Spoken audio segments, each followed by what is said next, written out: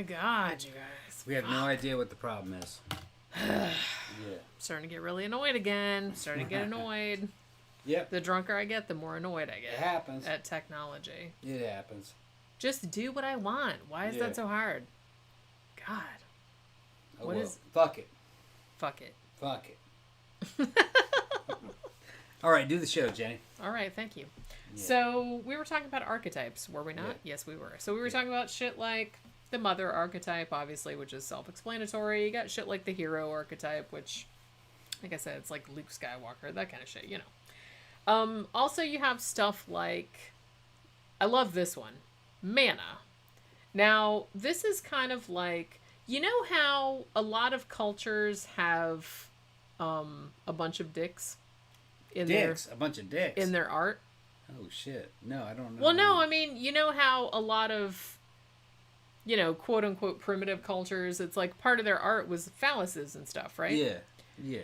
Well, one of the things is that even though I feel like nowadays people like tee-hee dicks, that, you know what I mean? That just means dicks.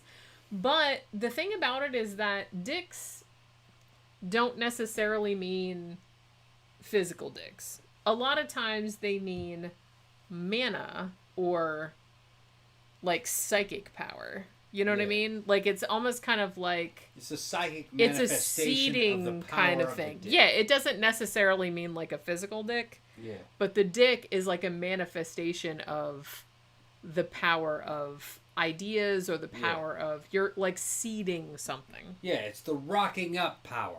We're rocking up on you know what I mean. Yeah. You know what I mean. So that's kind of another archetype. So he was because Jung did actually travel all around the world.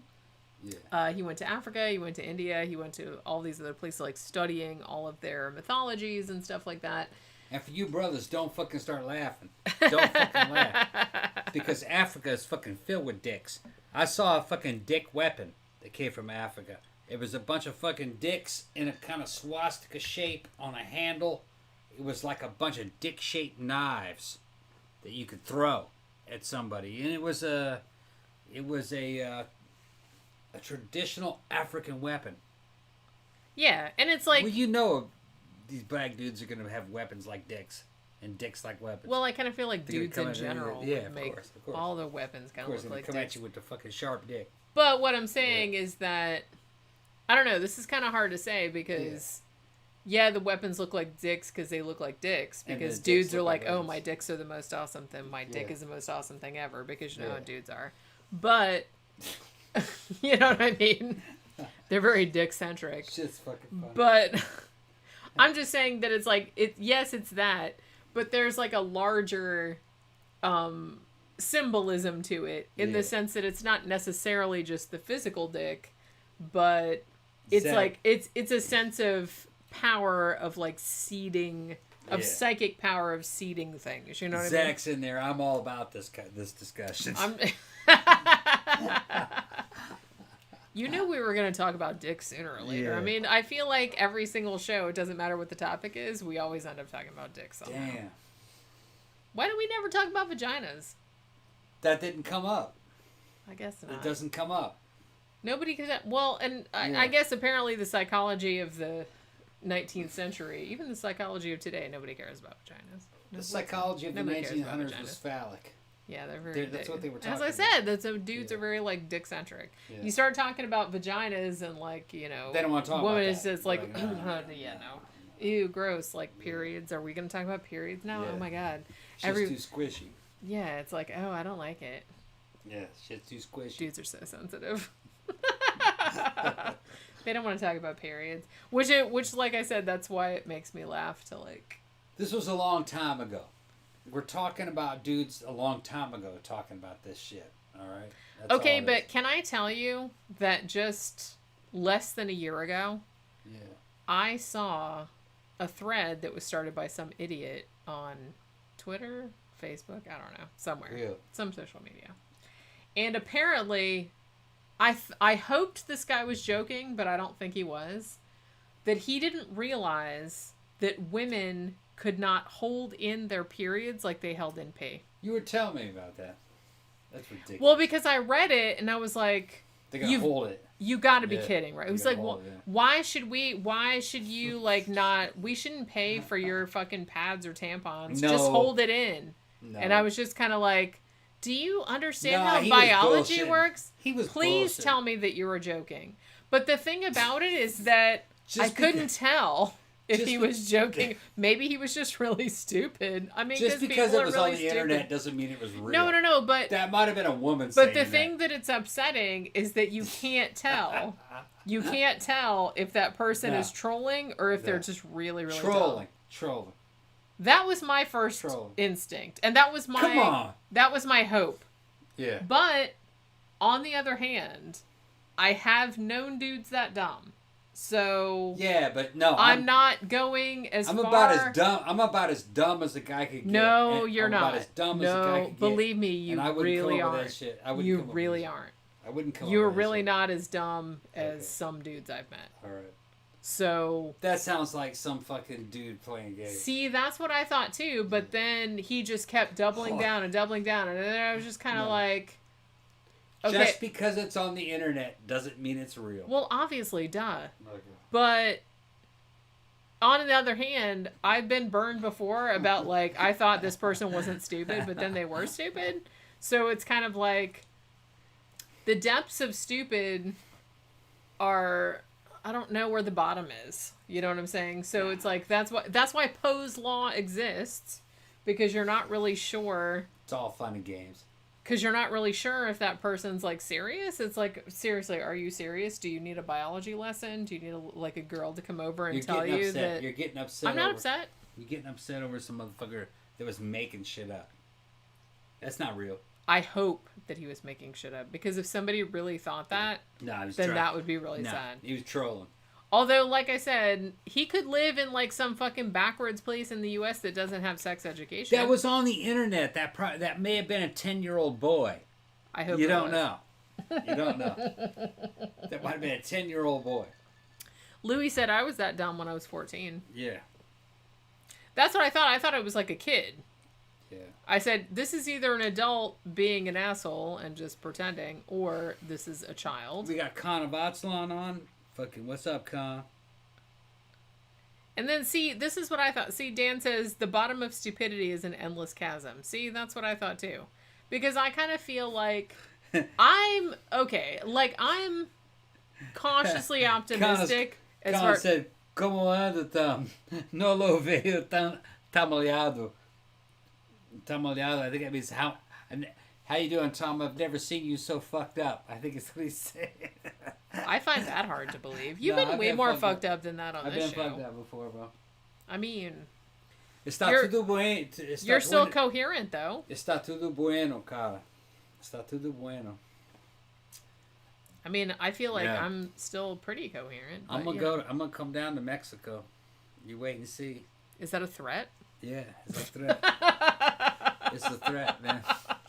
I was watching a fucking program of Mexico, and it was I think it was a Vice program, and they were showing all the fucking shit that was happening out in the middle of nowhere out in Mexico, with the cartels and everything. Those motherfuckers are little. They're little bitty dudes, little bitty dudes, and it was like I am also a little bitty dude, so I'm not hating. Dude. You guys don't understand something, man. Fucking Khan of Atsalon, that dude's nearly 6 foot something. That's a huge Mexican. That's an Ubermensch level Mexican. He's big, man. He's a big Mexican guy. I'm gonna go down there and fucking he's a big old Mexican guy. He's gonna protect me when I go to Mexico. He's gonna protect me. He's gonna protect me. Little Tom. Yeah. We're gonna go down there and fucking go down there to Tijuana. I'm small too. I'm not. Yeah, he's gonna protect me, and we're gonna. I'm smaller than he is. So. Yeah.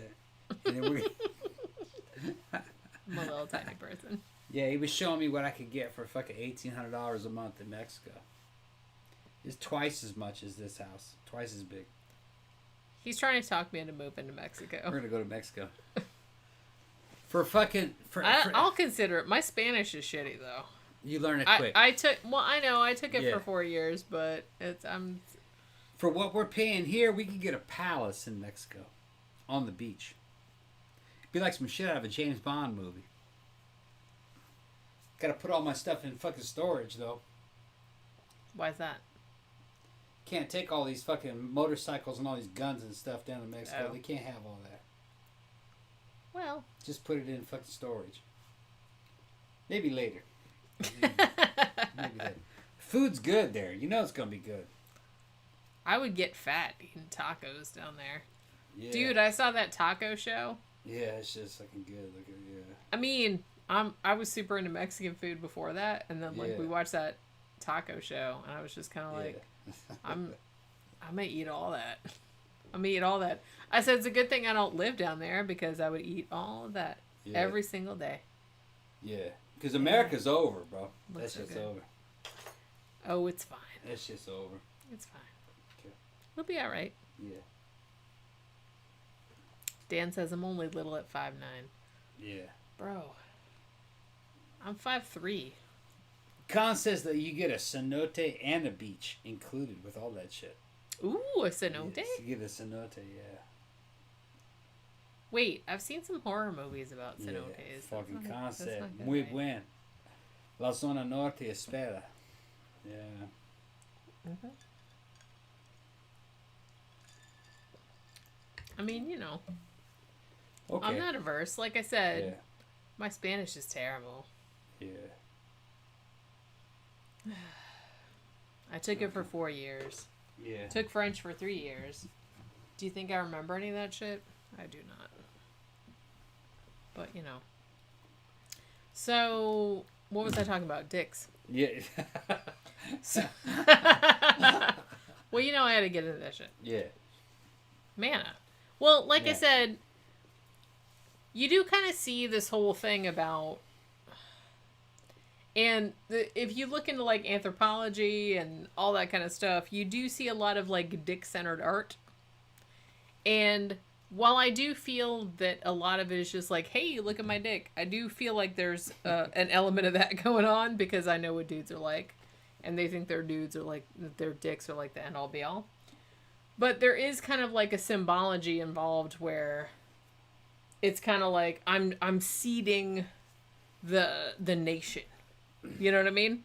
So I kind of feel like there's that symbology going on. Man, it's much earlier than mankind. This goes all the way back to Baal and Baal. Sure, that's what I'm saying. Right. These are rain gods and fucking fertility gods.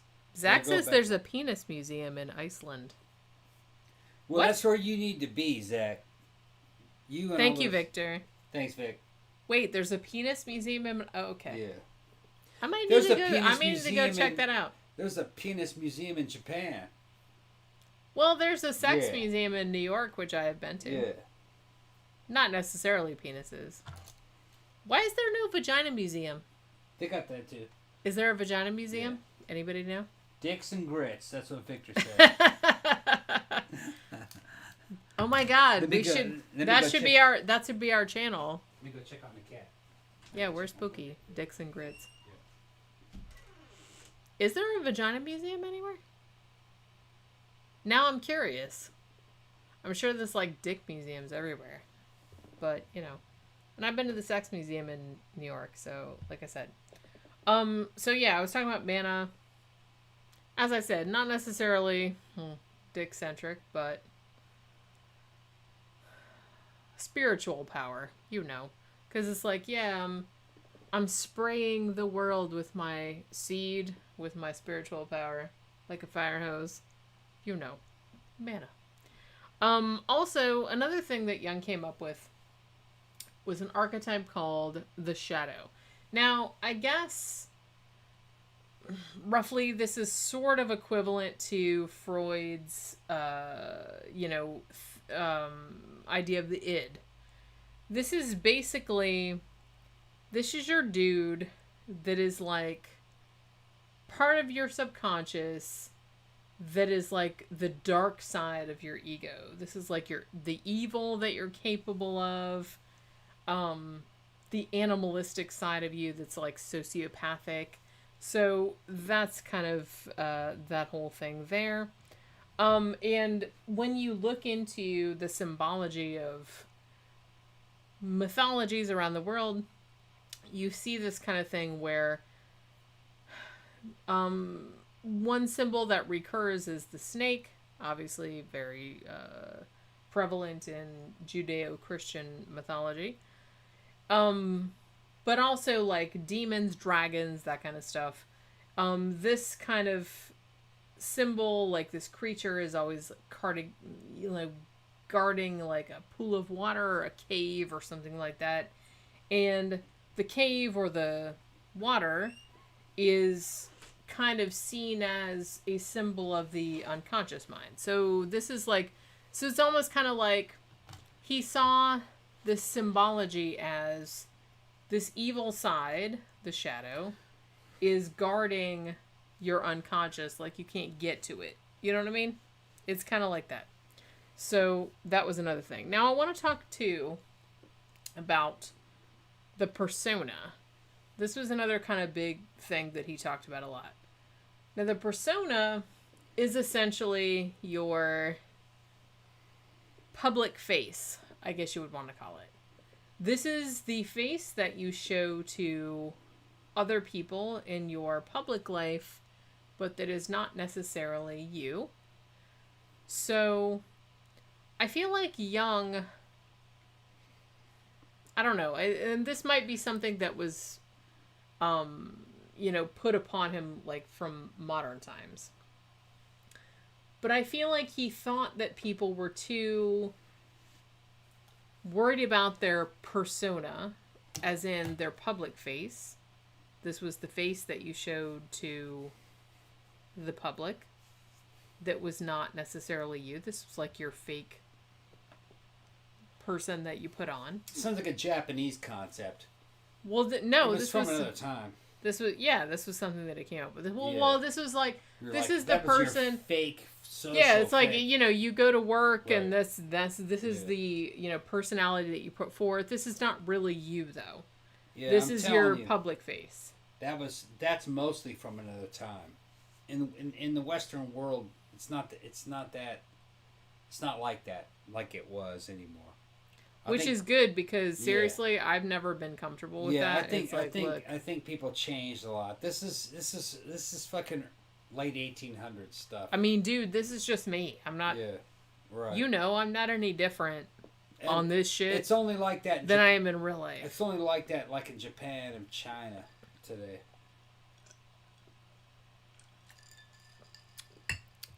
Yeah, I'm just saying, like back in the day, that was like kind of a big thing because you went out in the world with your fake face.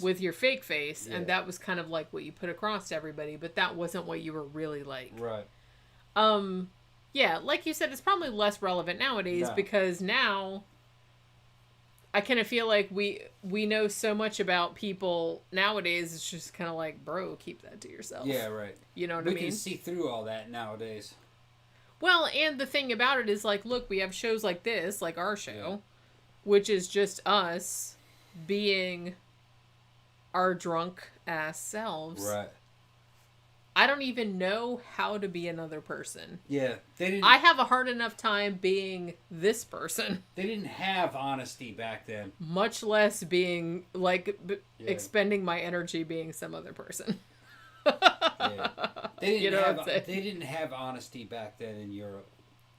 Not in the way we have it now. There was I feel like back in the day, and maybe in some cultures nowadays, back in the day there was a much, it was a much like a bigger distinction between your public face and your private face. Yeah. Like only so many people saw your fucking homebody life. You know what I mean? It's like you and your wife and your kids.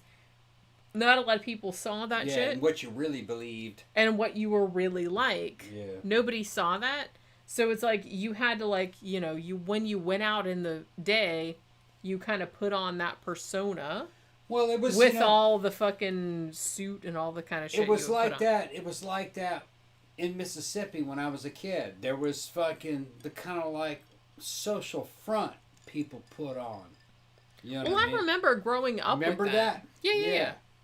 Yeah, that's what they're talking about.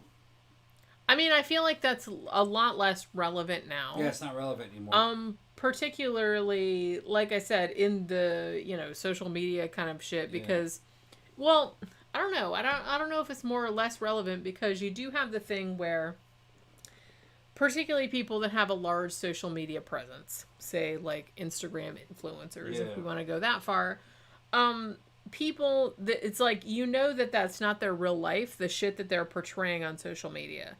That is curated, and they want you to see them in a particular light. So they are particularly putting up these particular pictures, these particular videos, and bad shit that happens, they're not showing that. Yeah, well, I remember people when I was a kid in Mississippi that were curated like that. They wouldn't say certain things. They didn't cuss. Sure. They fucking constantly had a certain... Which, like I said, I think people feel like... That shit's so out... If you were to see that today, it would come across as being so fake and out of style now. You know what I mean? Yeah. But back in those days, that was just the way a lot of people were. I'm glad that that's gone. Although, like I said, I think that people... Here's the thing. Punk rock got rid of that. Yeah. I think people shit on social media these days for that reason, because they feel like, well, you're curating people's experience of you. You're only posting what you want people to see and shit like that. But the thing about it is that people have always done that. Yeah. It's just that now you can do it to a larger audience. You know what I'm saying? So I don't really see that much difference. Because I feel like back in the old days, people were still doing that. All of your bad shit was happening privately in your house. And shit you didn't want getting out, you were kind of like, yeah, let's suppress that shit. Let's project this particular thing out into the community. It's just that it was on a lot more local level back then. Yeah, So it does still happen nowadays, but I do kind of feel like it's not that different than it used to be back then. You know what I'm saying? It's on a much bigger scale. Yeah. Because but people are more aware of it now. I remember my grandmother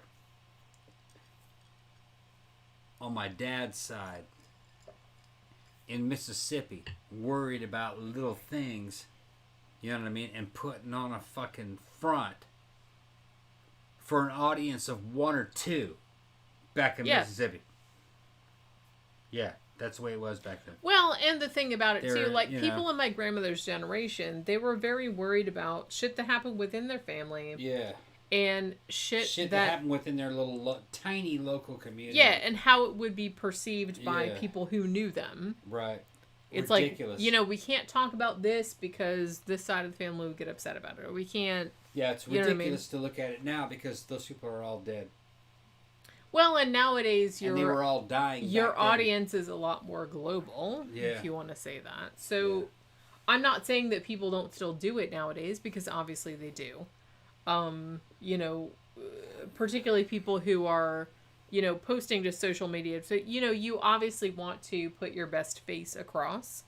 You don't want, yeah, it was very different back then, though. Right, that's what I mean. Different. But it's like people bitch about it nowadays, but I feel like, one, it's not that different, and two, in a lot of ways, I don't know, I kind of feel like it's better. I mean, back in now. Now, because back in the old days, all kinds of horrible shit was happening, and nobody wanted to talk about it. Nobody. A lot of times they didn't think it was horrible. Exactly. Well, that's why. They thought that was the normal way of doing things. Well, like I said, look at something like... Or that it was right. Yeah, look at something like, domestic abuse, spousal abuse.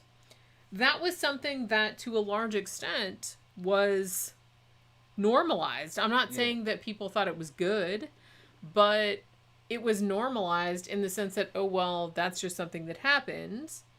And I could see this in my grandparents' generation, also my parents' generation.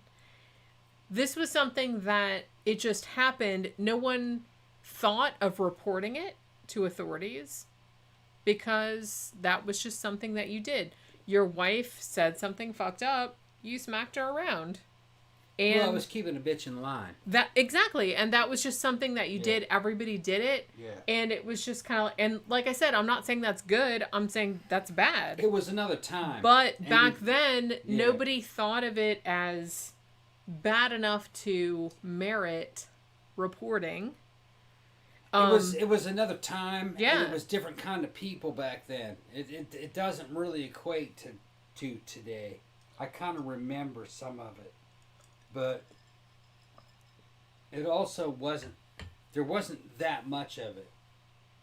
Maybe there was, but I wasn't, I don't know. I kind of feel like a long time ago. The thing about it is that there's really no way of knowing how much of it there was because it was... People were dumb back then, well, too. it was disencouraged. It wasn't encouraged to report it, like, because why would you report it? People were dumb back then, too. You're not talking about the same people. And I remember as movies were starting to come out in the 80s, that kind of shit was kind of mentioned and it was kind of fucking laughed at. That shit had happened. It was out of style, though. It wasn't really considered... Like I said, it wasn't really considered that serious. No, it wasn't. It wasn't that serious. It wasn't that serious, but it was also... I remember that it was considered to be something from another era. I mean, because I remember seeing movies back then where a dude would, like, a woman would, like, mouth off to a woman, or to a man, right? And, like, the dude would, like, smack her, and, like, it was, like, played for laughs. Yeah. I remember that, too. And that was just kind of the way that everyone saw it. Nobody thought this is abuse, or nobody thought that we should report it. It's like everybody thought, oh, it's just kind of funny. Yeah, that bitch mouthing off. Here's the thing, though. I saw that in movies, but I didn't see that in real life. So I don't know how common it actually was. But that's the thing, you don't know. Because it was normalized by the culture. Right. And you don't know, because the thing about it is that culture, you know, what happens in movies, what happens in the culture at large, that does have an effect on how people's lives are lived. So you don't know if some shit was going on because, you know, not to say, but like my grandmother and my grandfather, I don't know if there was like abuse going on, but that's the thing. I don't know because it was like normalized. So if that shit was going on with them, they wouldn't have said anything about it. I don't think it was. I mean, they wouldn't have said anything about it because it was just like not something that you talked about. So I'm sure it was probably more widespread than people believed because, you know, at the time it was kind of like not considered a big deal. Well, do you want it to be widespread or do you not want it to be widespread? No, I don't want it to be widespread. I don't think it was. I just think that it probably was a lot more widespread than people thought because it's sad. No, it's sad because I just feel like people thought it was okay. So nobody reported it, or they thought, oh, well, it must have been not that big a deal because nobody else was making a big deal about it. So I don't know. Like, I think there's a lot of cultural aspects about that it kind of... I think it was just comedy. I don't think that was widespread. I disagree with you on that. I think it was probably widespread. It's just that, I mean, the thing about it is that, you know, since you have to say, like, since time immemorial, shit like this, like, shit like dudes, like, beating up on women for, like, not doing whatever, I kind of feel like that's been mostly normalized. So you have to think that you get to a point where it's like, well, no one's going to complain about it because what the fuck, no one's going to do anything about it, so you're not going to complain. So it gets to a point where it just keeps happening and no one says anything about it because why would you? It's like nothing's going to get done, so it's like, what's the point of it? So, I mean, from my point of view, I think it was probably a lot more widespread than is probably reported, because I kind of feel like a lot of people didn't report it for the very reason that no one would have taken particularly seriously back in that day because it just wasn't taken seriously. like I said, you see movies from fucking the 60s, even the 70s, and dudes are like smacking women around and like fucking, and it's played for laughs, or people are like, so, yeah, whatever, and the women are like, yeah, whatever, I deserve that, or whatever. So it's just kind of like, in a way, you know, movies are a reflection of culture, culture a reflection of movies. It's kind of like a, you know, it's a feedback loop. So I do kind of feel like there was probably a lot more of that going on than we like to admit. But it just, no one said anything about it because they didn't really see the point of reporting it, because nothing would have been done and they would have gotten in trouble. So you know, that's where I'm coming from. I'm just saying that, I don't know. I just feel like that's probably the case. I don't know, but I feel like that's probably the case.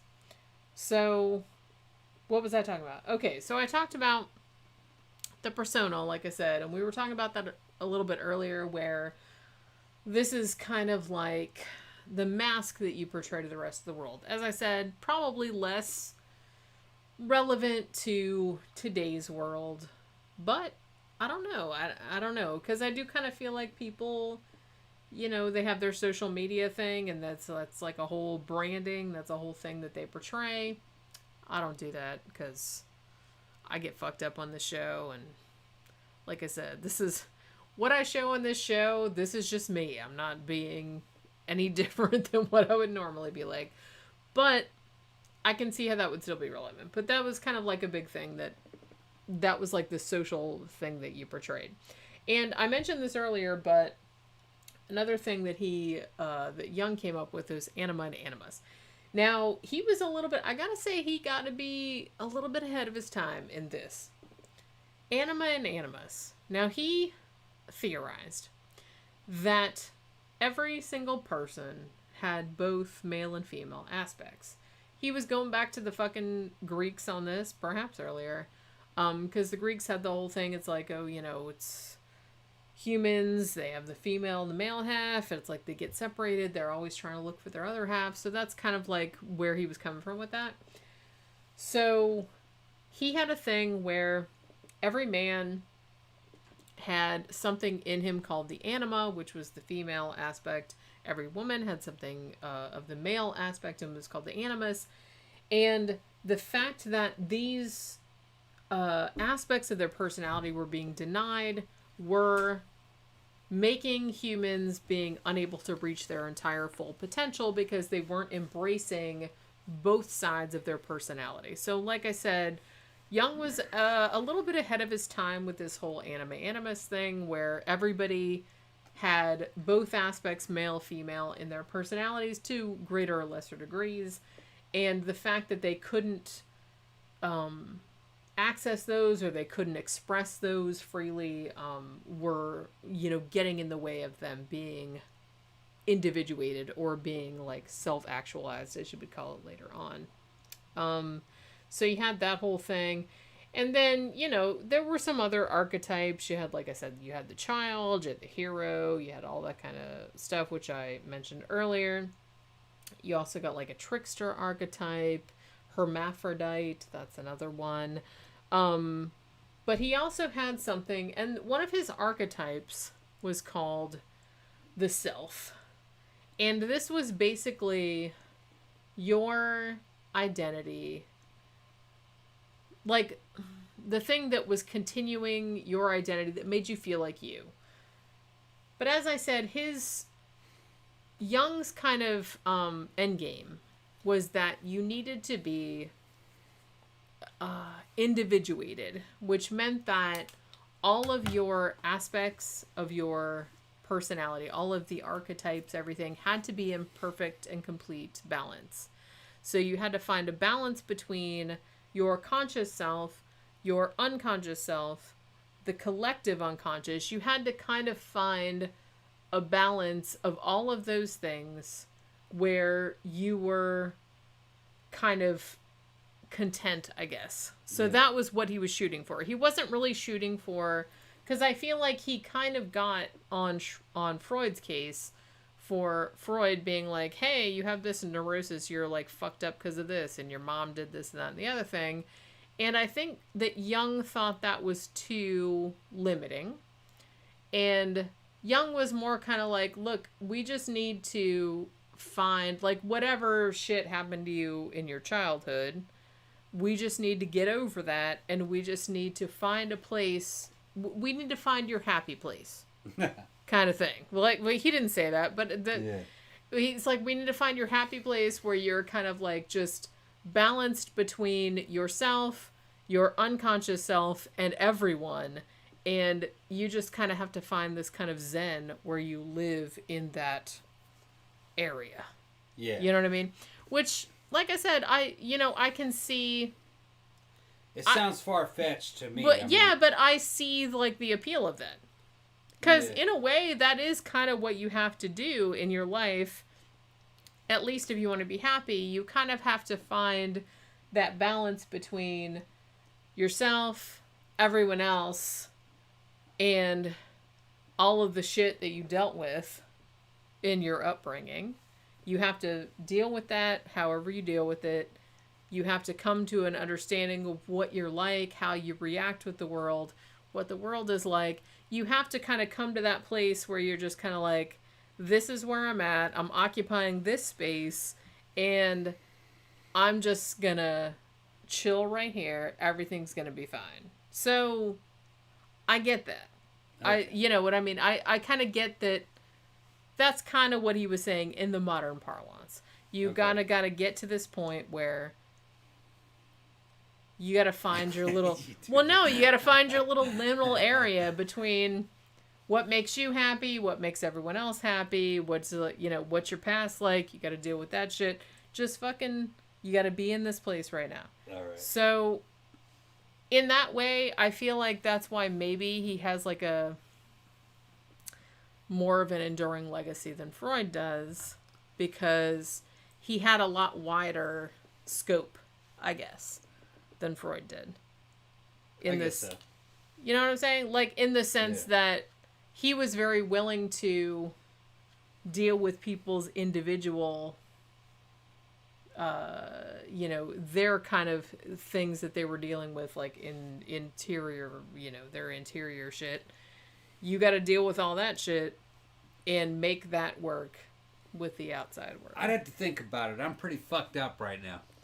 Well, just give us your, come on, you can do it.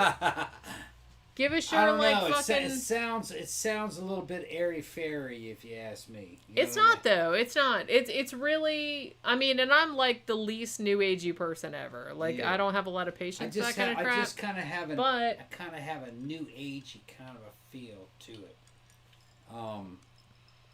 It does have that aspect. I will give you that. You're right. Which, like I said, I don't like that either. But... I mean, one thing that... he does have, like, a holistic approach to shit. I always kind of had this fucking kind of weird... I had this opinion that, how do you become okay with what other people think? Well... You know what I mean? I'm like, I don't really care about what other people think. So maybe that's part of what he's talking about. Yeah, I think that might be... You don't have to... I can't control what other people think, so how do... what does that have to do with me? You know what I mean? Nothing. Right. Nothing.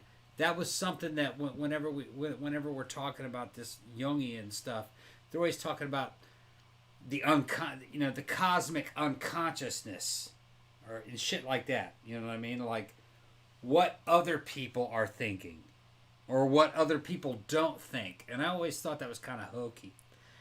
I don't think it's necessarily that. You know what I mean? I think he's just talking what other people don't think. No. It's nothing to do with that. It's not. Right. It's nothing to do with controlling other people's thoughts or anything like that. Right. He's just saying that everybody, if you are a human, you're drawing from the same well of experience. That's all he's saying. So a lot of the symbology, a lot of the things that you dream about, a lot of the things that you think about, that has a precedent in other people's thought processes also. He's not saying that you should, worry about what other people are thinking or what. He's just saying that we're all drawing from a common will. Right. That's all he's saying. Yeah, and that's kind of where I disagree. I don't think what I experience has anything to do with other people. You know what I mean? I think existence in life is totally subjective. It has to do with your point of view. And when you're experiencing life, you're not really thinking about the way other people experience it. Which I don't know exactly what he's talking about. That might have been thinking. That might be a certain kind of thinking that only existed in his day. I don't know. You know, I mean, maybe. I mean, what's he talking about? Race memories? Well, he's just talking. Well, human memories in the sense that everybody from our ancestral history, not even just humans, but going back to prior to when we were humans. Yeah. We all have a similar species experience in the sense that, you know, he was talking about shit like, you know, a large percentage of humans, for example, are scared of snakes or spiders or the dark or something like that. And he's just saying that that is a common thing that a lot of people, that a lot of humans have that might be indicative of something that happened like way back in our ancestral memory. And that we all have that and we can all tap into that. That's kind of all he's saying. Oh, okay. So, and he's saying that we all, because so many human myths, so many human, like fairy tales, all kind of stories, stuff like that, have similar themes, similar symbols, like reoccurring in them. So, obviously, we all share some kind of symbological similarity. Yeah. That's all he's saying, is that we're all like drawing back on that kind of shit. You know, to be perfectly honest, I think he's wrong. All right. I think people may have certain kind of memories and cultural memories in common with people of their culture. But for instance, like, okay, here's a good example. In Mexico has a different common culture. You know what I mean? There's certain things that they're into based upon their culture that, say, like somebody of European descent doesn't really experience. It's not exactly the same. You know what I mean? They went through it. They had a totally different history. And I don't think people are exactly the same. All people are people, but I think that they have different identities, if you know what I mean. And that's not a bad thing. I mean, that's what diversity is about. People have their own histories and their own cultures. Well, I don't think Jung was denying that. I think he was saying that we all have a common well. It just expresses itself differently in different cultures, depending on how you grew up. Because, like I said, he traveled all over the world. He went to Africa, he went to India, he went all over the place. But he could see similarities between all of the mythologies of different cultures, even, you know, as vastly different as the cultures were. He saw some, like, similarities, like, at the core between particular things. So he was kind of trying to show that all humans have this nugget of similarity at the bottom. And it's like we all have these same symbols. We just interpret them in different ways depending on how our culture is. That's all. Okay. That's all he was saying. Right. And like I said, I don't think that's particularly a controversial point of view to have. Straw Dog says, dude, where's my car? Because that seems like a pretty, you know. Yeah. I mean, the thing about it is, like, look at something like, I'm just trying to pull something out of my ass here. Something that's common across all cultures, dragons. So, you know, say something like dragons, which is a mythological thing, which is based, a lot of people, I think, you know, feel like it's based in European mythology, but, you know, Asian mythology has it also. And, like, there's equivalents to dragons in pretty much every human culture that you would care to name. So something like that is something that he was pointing to as all human cultures have something equivalent to a dragon. So there must be something in the human memory that is something like a dragon, or that must be a symbol of something that all humans share because everybody has that. You know what I'm saying? Yeah. That's all he was saying. Okay. It just manifests itself in different ways in different cultures, depending on where you grew up and depending on how your culture evolved. Okay. That's all he was saying. All right. He's not saying everyone's the same. He's not saying that everyone's... He's not saying that. He's just saying that there are certain core things that are very similar across all cultures around the world, across all times, that that's something that bears looking into, because that obviously is something that is important to humans as a whole. Okay. You know? So, like I said, you know, one thing that he pointed out, like I said, you know, fear of spiders, fear of snakes, shit like that, which is almost universal across human cultures. He's like, there's got to be something evolutionary behind that. You know? Yeah. Which, like I said, that's not crazy. Okay. I mean, a lot of scientists have said that as well.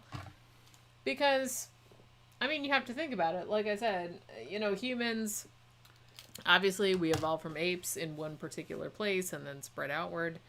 So it wouldn't be, I mean, it wouldn't be weird to think that we all had very particular, you know, types of paths that our brains go on.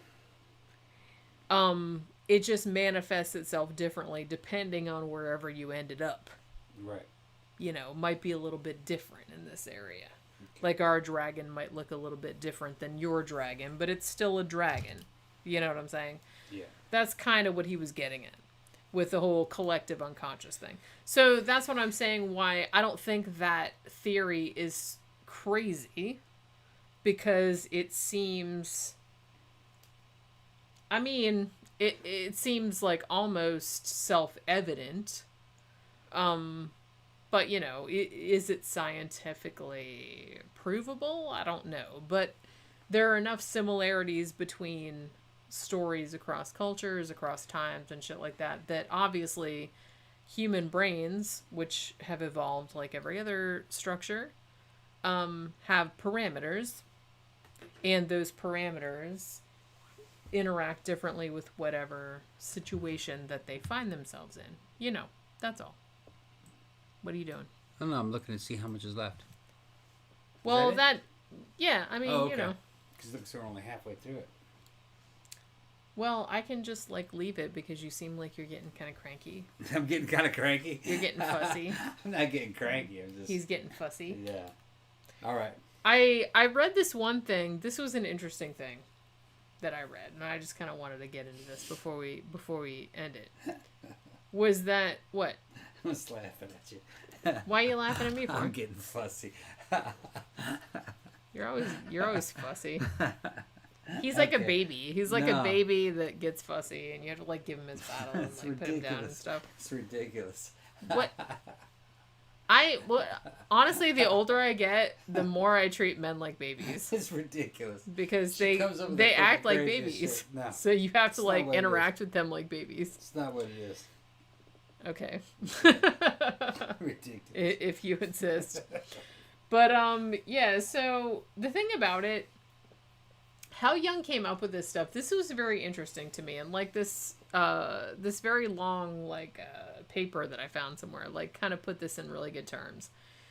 So he was talking about the aspect of quote unquote the shadow, which like I said, Freud would call the id. This is like your dark side. And Jung believed that you had this shit, but if you denied that you had this shit, then that was gonna fuck you in the ass later on. Wait, what? I mean, that's, like, I'm paraphrasing, but I'm just saying that he just thought, like, if you denied that you had these horrible, shitty feelings, then they would just, like, grow and grow and grow, and then, like, later on they would cause you trouble, like, down the line. So the example that he gave, he's like, so if you're a kid and you feel like you're real, you know, you want to help all the little animals and whatnot. So you find this little birdie that's in the forest and he's hurt and you pick him up and they're like, for a second, you feel like this little birdie and his little like wing is broken or whatever. And you pick him up and he's like really, really light. And if you think to yourself for 1 second, man, I could totally just smush this bird because he's so small and helpless. He's like, don't deny that you felt that because you did feel that. If you... Yeah, no, he's just saying if you deny that you felt that and you like suppress it, then it will come back worse later on. This sounds like some He's like, dude, just deal with it. Like you thought for a second that you wanted to smush that bird. This is some L. Everybody Hubbard thought shit. that. It's like he's like, it's better for you to just acknowledge that you felt that horrible feeling, and then you just helped the bird and it was fine. Yeah, this is. But it's like, if you acknowledge that you felt that evil feeling, then that will be better for you than if you suppress it or deny it, because later on that will come back to haunt you. Stop it. This is some fucking L. Ron Hubbard shit. That's like some shit that fucking L. Ron Hubbard would come up with. It is. Well, I can see what he's saying though. Yeah. I can see what he's saying because everybody has that. Okay, so like, you know, I don't even want to feel like little like crushed birds because that's upsetting. But this is everybody shit. Like, look, if you go to the Grand Canyon, everybody say about that, has like, hush. weird. Yeah. Everybody has weird. Well, that's what he's saying. That's what he's saying. He's saying, Earth. look, everybody goes to the Grand Canyon, for example. You You're stand like, on the edge. I was walking by and I just jumped off. Yeah, Everybody, right, like, look, everybody's like, I was on the top of the Empire State Building. I thought about jumping off. Everyone does. So it's kind of like, he was kind of saying, everybody has those feelings, okay? Own it. Yeah. And move on. If you deny that you felt that, because it was like a shitty feeling. It's like, you know, don't push anyone off. Blow up. But he's like, the more you suppress that, he's like, the worse it's going to be down the line because you'll keep suppressing these negative feelings that you have. Yeah. No. It's like, it's true, because I feel like the more you feel like, oh, I shouldn't feel like that, and you just keep tamping it down, I feel like it might kind of come back to bite you in the ass later on. No. Look, acknowledge that everybody feels like everybody. If you go to the edge of the Grand Canyon, everybody is like, man, I could jump off, or I could push somebody. Right. Everybody feels like that. Everybody. Yeah. So it's like, don't. Let me tell you what he's doing. Okay, that's just a normal psychological thing. You know what I mean? Like, I was walking by the cat. What would happen if I went and smashed Pookie? But that's just fucking. That's just like a fucking normal thing. But that's what he's saying. Right. That's what he's saying, that is normal. Right. Everybody feels that. That's the point that I was making. The average person also thinks about the fucking worst possible scenario. Well, that's what he was saying. That's all he's talking about. That's what he was saying. But then he's going to come out and say, if you deny that you thought that, you'll blow up.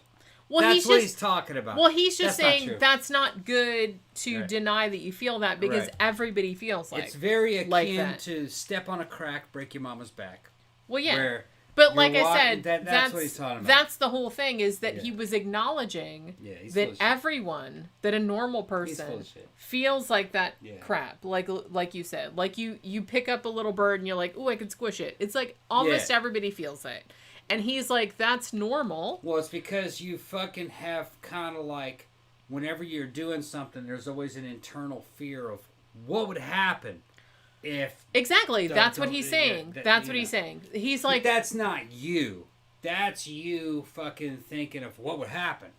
You know what I mean? Right, but that's all it is. Right, but that was the point that he was making, is that everybody feels that, and that... But denying it won't, Like, if you think that you're denying it and, like, that, and you feel like, oh, I'm a bad person because I thought that, he's like, that's not good because everybody feels like that. You didn't think that.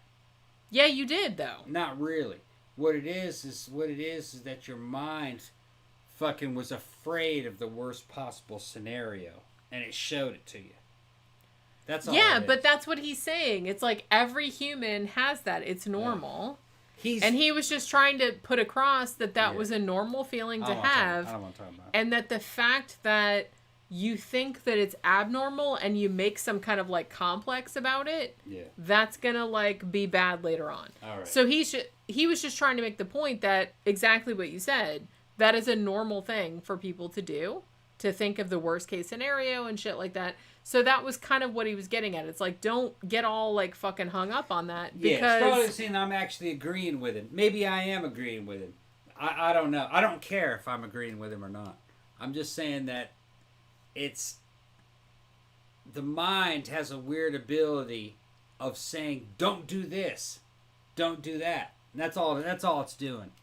But that's what he was saying. Yeah, but if you deny it, if you deny that happened, you won't blow up. That's not exactly what he was saying. No. He was just saying that it's not good to deny that, because you're denying a normal human response. It's like, it's a normal human response to think, oh, this is the worst thing that can happen. Yeah, don't do it. And he's just, like, don't, like... It's just your mind saying, don't do this and don't do that. Right. He's like, if you deny that and say, oh, I'm an evil person for thinking that, then that might cause you problems later on. But you didn't really think that. But... You didn't really think that. You were shown a bad outcome so you can avoid it. That's all it is.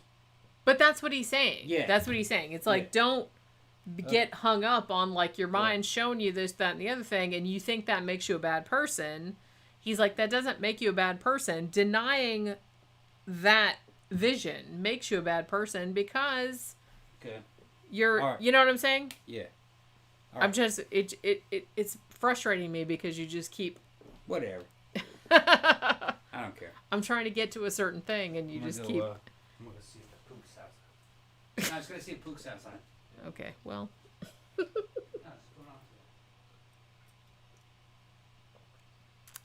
Yeah, Scott got it. If you dwell on guilt based on the thought, you'll give yourself a complex. Exactly.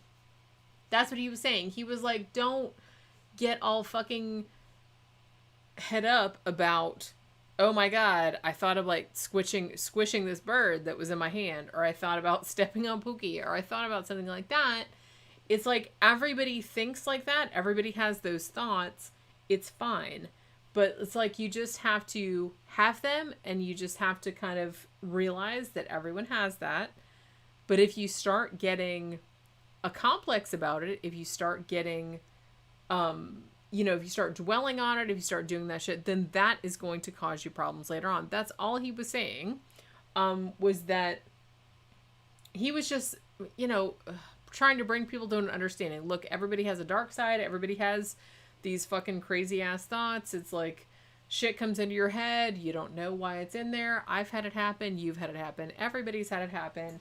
And it's like, it's fucking fine. You just have to like not dwell on it, because you think that you're the only person that's thought that. That's kind of that's where he was coming from with that.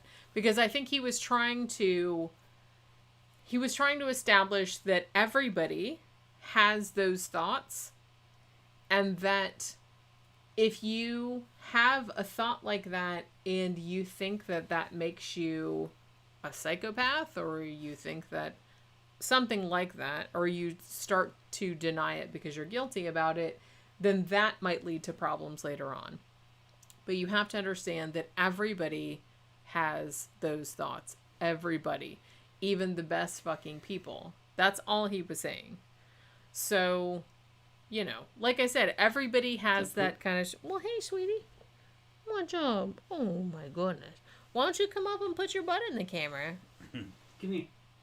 Oh, my God. Oh, yay, it's Pookie. Pookie's thinking it. Oh, she's like, fuck you, Dad. Fuck this, I gotta get out of here. You getting out of here? Nope, I'm busy. No? Can you come back? She's come back. Ken says, shit happens. Keep on keeping on. That's exactly. I think that's kind of all Jung was saying about that. Was that he understood that everyone had, like, terrible thoughts. But you're not acting on them, and everyone has them, so quit beating yourself up about it. That's how I interpreted that. Is, Yeah. You know what I'm saying? Me. She's biting me. Why are you biting? Because she's mad at you. And she's not mad. So, do you have anything of substance to contribute to this discussion? Me? Or are you just gonna... I'm too fucked up. Really? Yeah, I'm drunk. So you don't have anything further to contribute? Nah, I'm tired of it. Well, thank you. You're very, very helpful. You're so helpful. Is that it? Is that all you have on this? I guess. I don't, you know what I mean? It's like... late. I mean, we've been doing the show about 4 hours now. Well, I don't know. It stopped a couple of times. Yeah, it's been about 4 hours. I think we got it covered. Do we have it covered, people? I guess. Yeah, we got it covered. You want to do the outro? No, you can do it. All right, everybody. If you like the show, go ahead and fucking like, share, and subscribe. We're going to try to piece the show back together because it's probably in 2 or 3 different pieces. Well, it's in 3 different pieces. Yeah, sure. It's fucked up. Well, but, what the hell was that? Who knows? Yeah. Don't let us like bore you or anything. Okay. All right, we'll get back with you next week, and like I said, I'm not sure. Like we might do a matinee tomorrow, but I'm not sure if we will because I'm going to Ocala tomorrow. If I get back in time to do a show, we will do a show, but we might not. If we don't, then I will do an extra one on Thursday to make up for it. Oh my God. What are you doing, folks? She's licking her butt. Yeah. You guys. Then she rolls Oh over. my goodness. Get the camera, get the camera, get the camera. Get her, get her. I can't do yes, it. you can. Yes, you can. Get her. Get her. Look, what the fuck? Look at her. Look at her. What you doing, Poke? Look at her little belly. Yeah. Oh my goodness. Okay. She's like, why are you filming me? All right, we got it. Seriously. All right. Remember, like, share, subscribe. Look what you fucked it up. Okay. Like, share, subscribe on all your social media. Be sure to. Oh my goodness. Well. Hi. She's gonna come up and say hi to everybody. You gonna step on the fucking shit? Okay, Yeah. she's right here. Oh my goodness. Oh What's my up? goodness. Okay, we'll see you guys later. Yeah. Be sure to check out all the shit on social media. If you would like to financially support the show, go to our Patreon page, patreon.com/13o'clockpodcast, or you can go to our blog, 13o'clockpodcast.wordpress.com. And there's a link in the sidebar to a PayPal account if you'd like to give a one-time donation. Anything is much appreciated. Man, cash, movies, whatever. It's like we love all of it. And we will be back either tomorrow or Monday. We'll see how it goes. I might be out of town tomorrow, but we'll see. And so that'll do it for tonight. Thanks for dropping by. And we will see you later. Bye.